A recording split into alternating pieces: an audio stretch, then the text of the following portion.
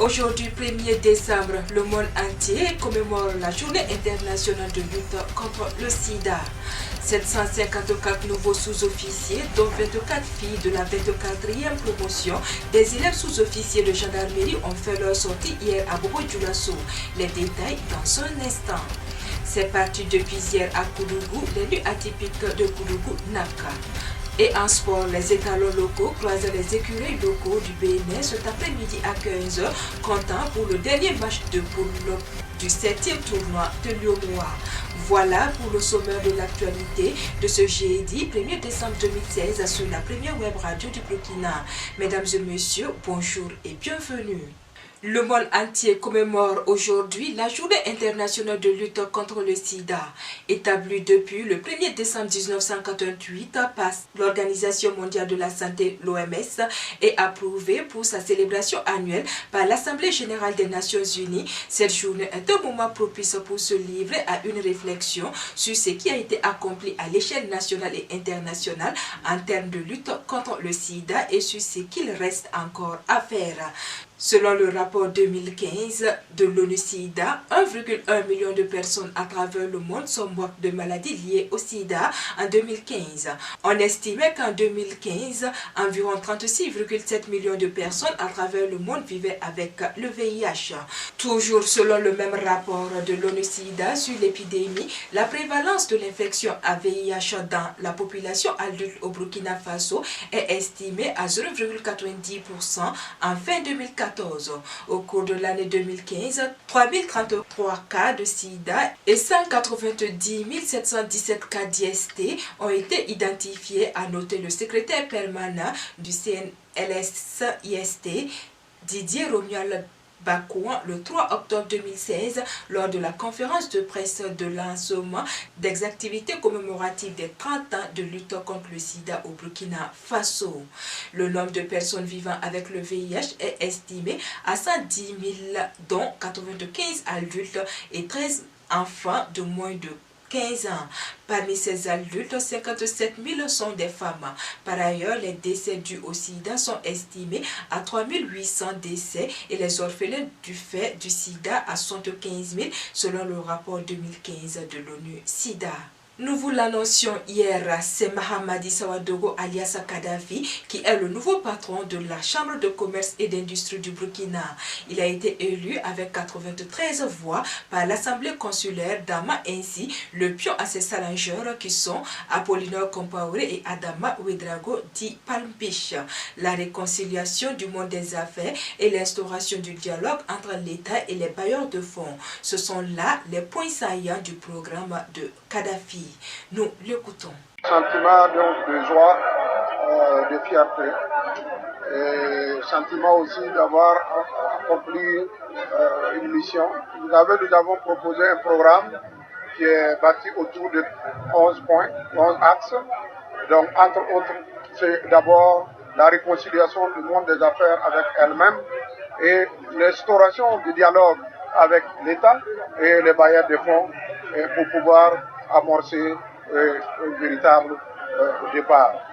Et également, nous avons des programmes ambitieux pour le secteur informel, pour les jeunes entrepreneurs, les femmes. Sitôt élu, le nouveau bureau consulaire a été installé hier par le ministre en charge du commerce et de l'industrie, Stéphane Sanou. Vous êtes élu membre du bureau consulaire de la Chambre de commerce et d'industrie du Burkina Faso. Je vous déclare officiellement installé dans vos fonctions pour un mandat de 5 ans avec toutes les félicitations.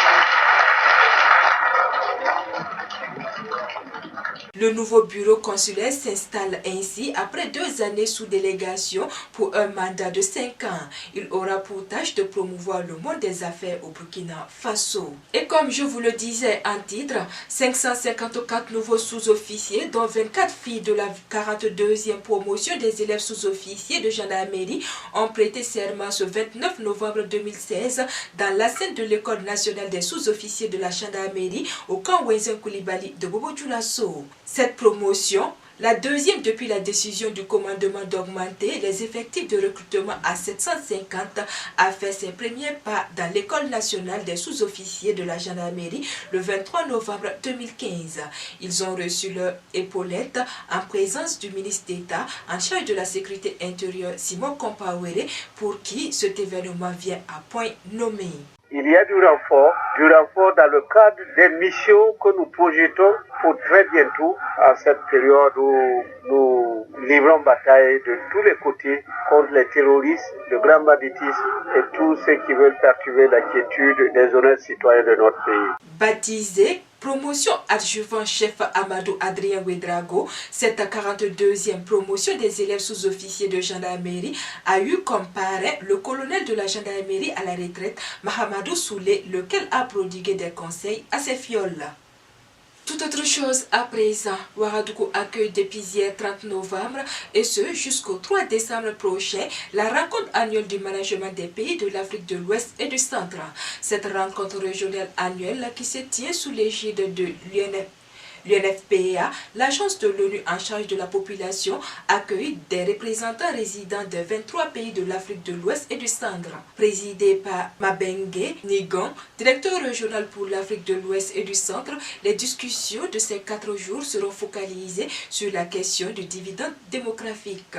Les différents secteurs d'intervention de l'organisation, notamment le renforcement des capacité des jeunes, l'autonomisation des femmes, l'intervention de l'organisation en situation d'urgence ou humanitaire, la gestion des données de la population et bien sûr la prise en compte de la santé sexuelle et reproductive dans les systèmes de santé des pays seront aussi abordés.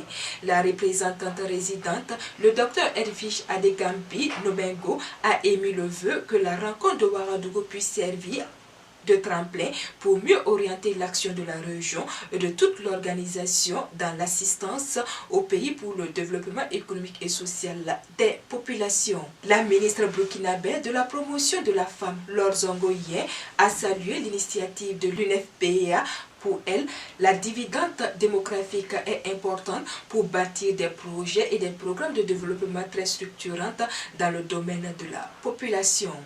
À partir du 31 décembre 2016, l'ONG Médecins du Monde France, qui conduit depuis quelques années un projet d'appui à l'amélioration de la prise en charge des enfants de moins de 5 ans atteints de malnutrition sévère à Djibo, Arbenda et Gorom Gorom, va se retirer.